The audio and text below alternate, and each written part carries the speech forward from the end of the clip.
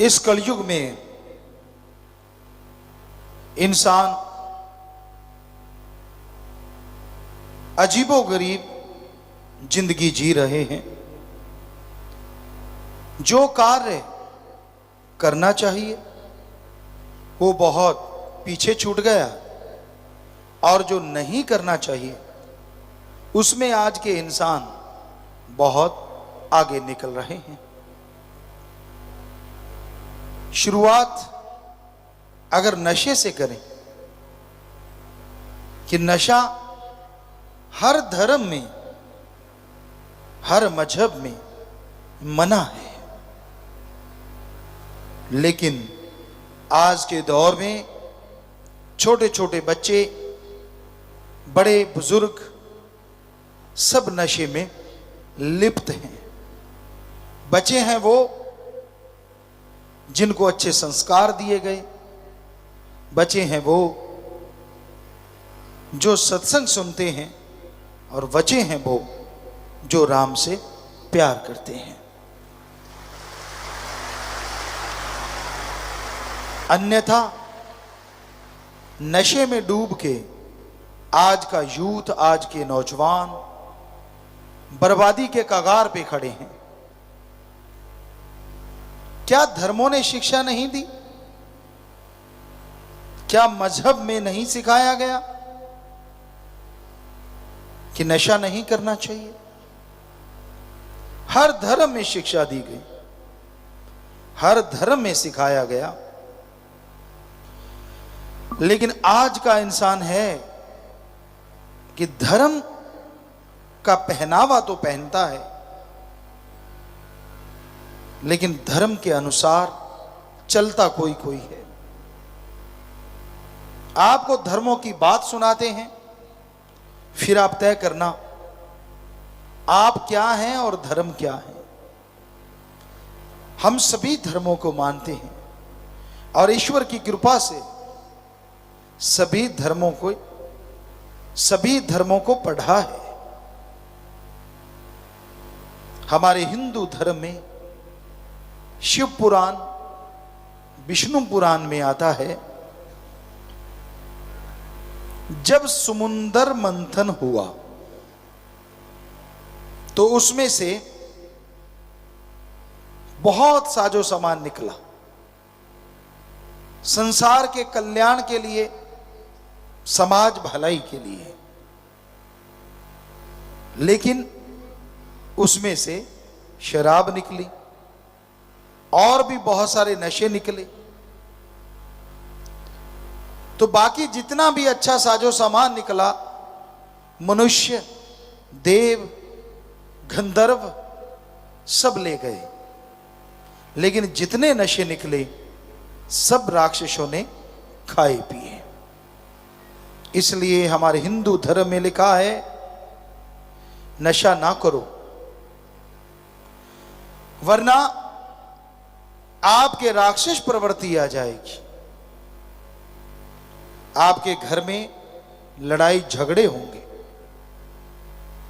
आपके घर से प्यार पंख लगा के उड़ जाएगा, ईर्ष्या होगी, नफरत होगी, द्वेष द्वेष होगा, शरीर में बेचैनी होगी, बीमारियां होंगी, परेशानियां होंगी, बात बात पे तुनक मिजाज, गुस्सैल हो जाएंगे आप। और इस नशे में घर, यानी जिस घर में रहते हो और शरीर जिसमें आत्मा रहती है, दोनों घर ही नरक का नमूना बन जाएंगे। इसलिए हे हिंदू धर्म के लोगों, ये राक्षसी पीना, राक्षसी खाना, नशा कभी ना खाओ पियो। यही बात अलग अलग धर्मों में बताई गई है। भाषा बदल गई, कहने का अंदाज बदल गया, लेकिन मीनिंग्स मतलब वही रहा। हमारे सिख धर्म में साफ लिखा है, पोस्त भंग अफीम मद, नशा उतर जाए प्रभात, नाम कुमारी नानका चढ़ी रहे दिन रात। पोस्त, भांग, अफीम, शराब, सुबह का शाम उतर जाता है और शाम का सुबह उतर जाता है। ये नशे गंदगी भरे हैं। अरे नशा करना है तो राम के नाम का करो। एक बार चढ़ गया चेहरे पे नूर होगा, अंदर सुरूर होगा, जरूर होगा। और यही बात हमारे इस्लाम धर्म में लिखा, शर प्लस आब, उर्दू फारसी में शर माने शैतान और आब माने पानी।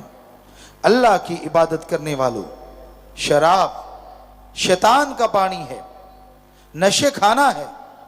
अगर खाओ पियोगे तो की गई इबादत खाक में मिलेगी और दोजक में जलोगे। और यही इंग्लिश फकीर कहते हैं, वो नशा ना करो जो गॉड से दूर करे, गॉड्स प्रेयर का नशा करो जो गॉड के करीब करे।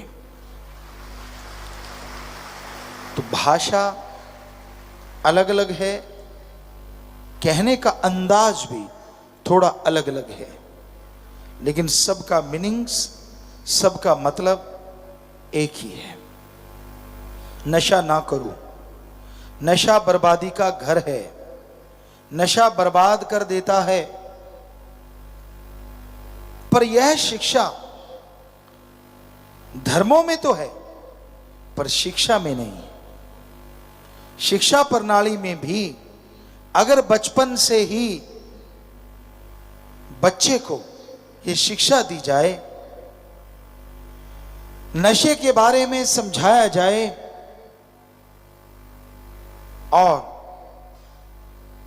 जिस तरह पढ़ाई होती है, ए फॉर एप्पल सिखाया जाता है, काश डी फॉर ड्रग और नीचे लिखा जाए नरकों की नानी।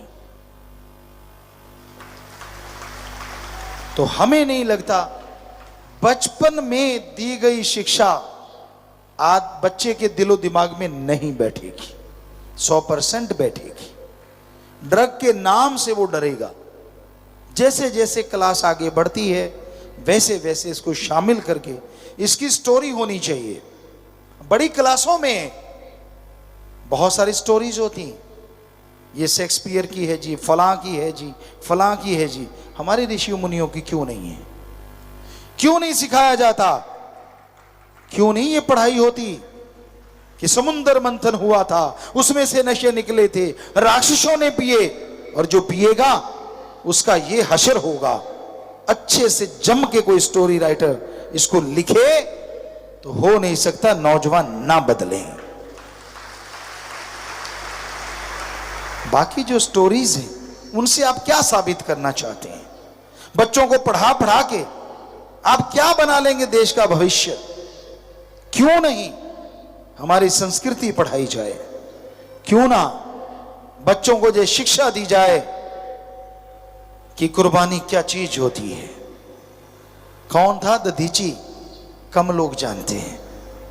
बहुत सारे और राइटर जो विदेशी हैं जिनका कोई तुकबंदी नहीं है, इतिहास में बड़ा कुछ सिखाया जाता है, जिंदगी में जो एक पैसा भी काम नहीं आता। काश सिखाया जाए कि दधीची वो था जिसने जिंदा जी अपने प्राण त्याग दिए हड्डियों का शस्त्र बनाने के लिए, ताकि बुराई का खात्मा हो सके। बच्चों के अंदर एक भावना पैदा हो, बच्चों के अंदर एक जागृति आए। क्यों नहीं ऐसा? इसमें तो सबका ही भला है। तो ये शिक्षा प्रणाली में जरूरी है इन चीजों को शामिल करना, तभी बच्चे ड्रग नशे से दूर हो पाएंगे। वरना आज घर घर की कहानी है कि बच्चे नशा करते हैं, बल्कि जो नहीं करते, करने वाले बच्चे उसका मजाक उड़ाते हैं। यार इसको क्या आता है? इसको तो जीना ही नहीं आता समाज में, ये तो कुछ भी नहीं जानता। इसको तो आज का कल्चर भी मालूम नहीं है। क्या ड्रग ही कल्चर है? क्या रिश्ते नातों के परकच्चे उड़ाना ही कल्चर है? अगर आपको यह लगता है, कभी यूरोप साइड में जाके देखिए, बच्चों की जगह उनकी गोद में कुत्ते बिल्लियां ज्यादा होती हैं। शादियां टूट रही हैं वहां, बच्चे है ही नहीं, और जो हैं उनको ये नहीं पता उनकी मम्मी कौन और पापा कौन, क्योंकि मम्मी ने 5-7 शादियां करवा रखी हैं, पापा ने 8-10 करवा रखी हैं, क्योंकि टूटती जा रही हैं तड़ातड़ तड़ातड़ तड़ातड़। बेचारे माँ बाप के प्यार से महरूम हैं, वंचित हैं। बहुत जगह हमने खुद घूम के ऐसा देखा है। क्या आप वैसा बनना चाहते हैं? जी नहीं। हमारी संस्कृति गजब की है। जब हम छोटे हैं तो माँ बाप बेहद बेहद संभाल करते हैं हमारी, और जब माँ बाप बुजुर्ग होते हैं तो हमारा कर्तव्य है हम उनकी बेहद संभाल करें।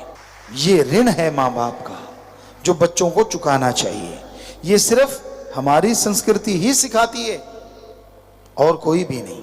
लेकिन बड़ा दुख होता है जब सुनने में आता है कि बच्चे ने मां को पीटा, बाप को पीटा।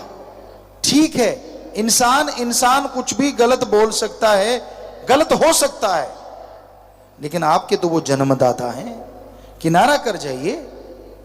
पर उनको मारना या उनको गलत कहना अपने आप को गाली देना है, क्योंकि आप भी तो उनका खून है।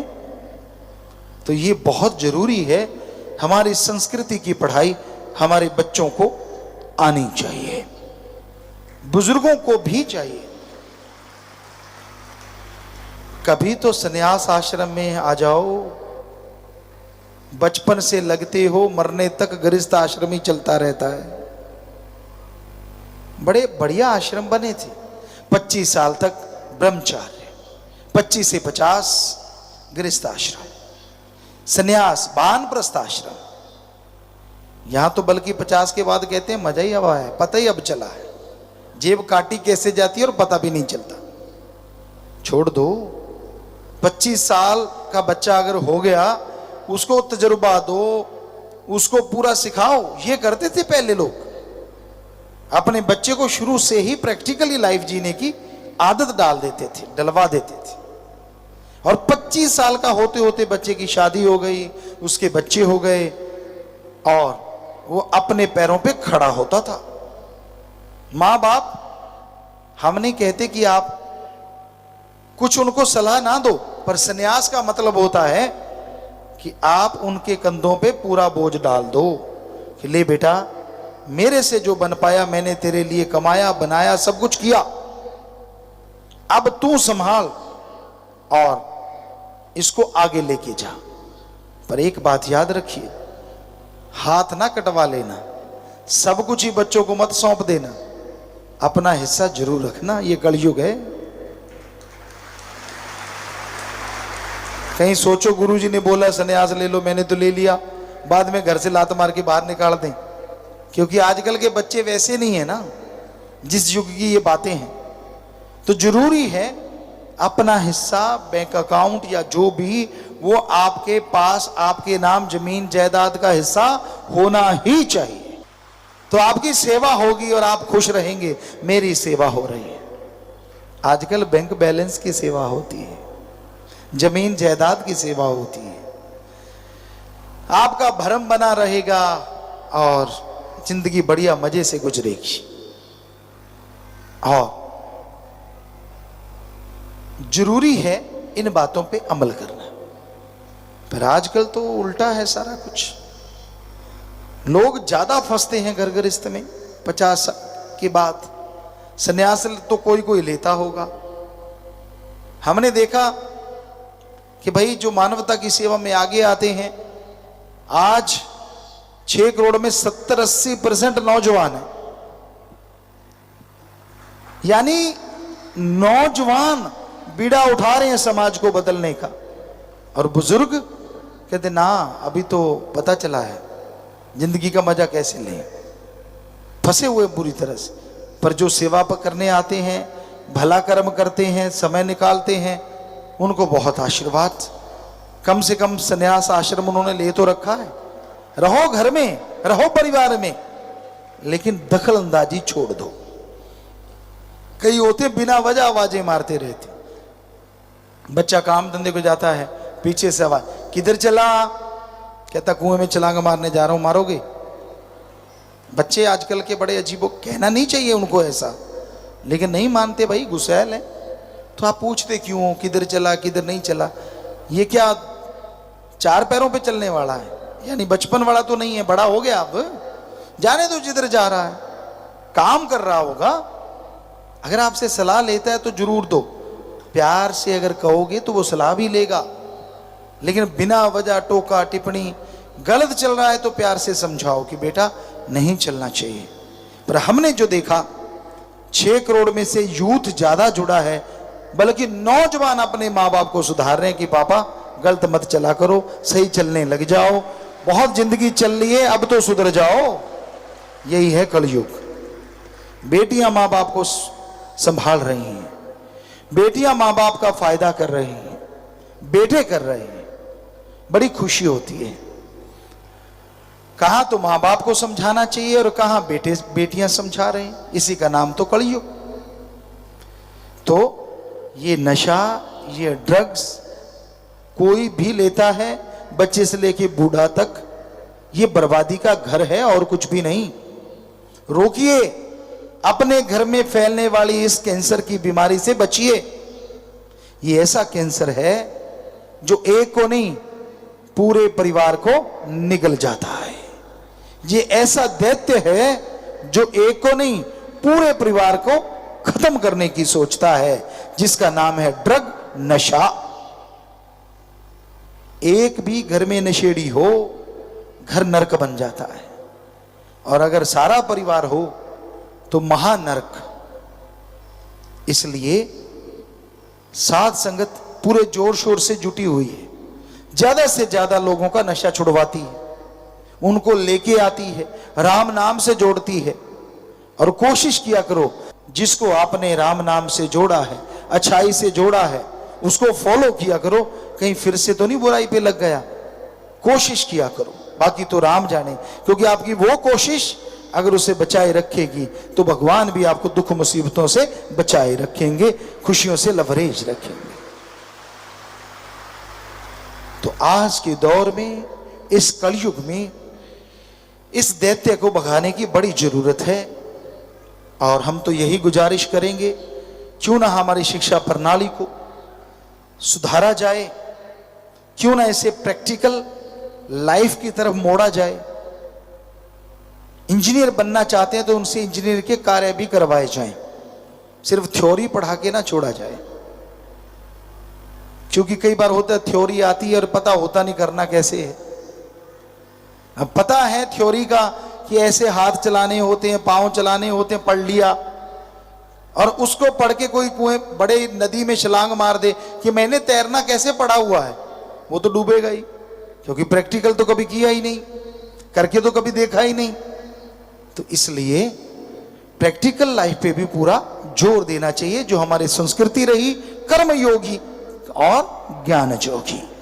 जो ज्ञान पढ़ाया जाता था गुरुकुल में, उसमें कर्म करना भी सिखाया जाता था कि ये ज्ञान है और इसको ऐसे किया जाता है। उदाहरण के तौर पे दूध में से घी कैसे निकालना है, ये तो सिखाया जाता ज्ञान कि दूध में से घी निकलता है, उसको जमाया जाता है, छाछ लगाई जाती, खट्टा लगाया जाता है, बिलोया जाता है, मक्खन आता है, और गर्म करने पे घी जरूर आता है। ये तो सिखाया जाता है। लेकिन पुरातन काल में वास्तव में हर बच्चे से दूध में से घी निकलवाया भी जाता था। इसे कहते हैं प्रैक्टिकल, कि बेटा ये थ्योरी है ज्ञान जोगी, और अब आजा कर्म जोगी। तो मजा है। आज सिर्फ ज्ञान जोगी बनते जा रहे हैं, इसलिए बेरोजगारी ज्यादा बढ़ी हुई है। कर्म के नाम पे कुछ आता जाता नहीं, और या फिर सिर्फ कर्म है, ज्ञान के नाम पे कुछ आता जाता नहीं।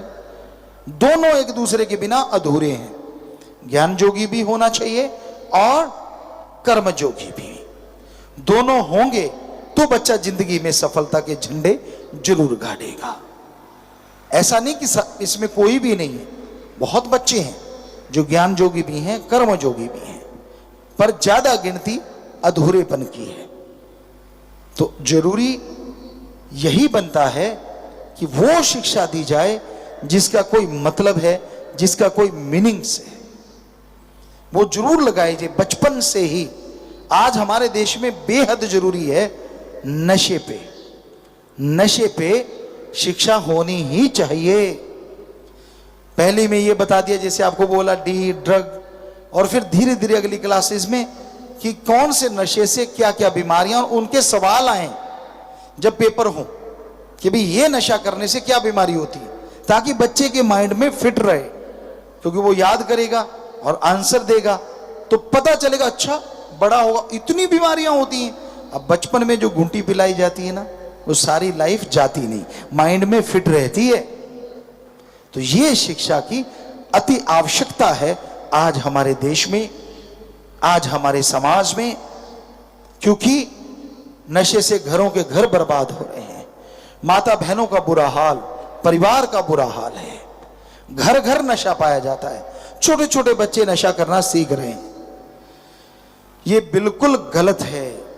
तो नशा तभी छूटेगा जब पता हो कि कोई ऐसा नशा भी है जो सुख देता है।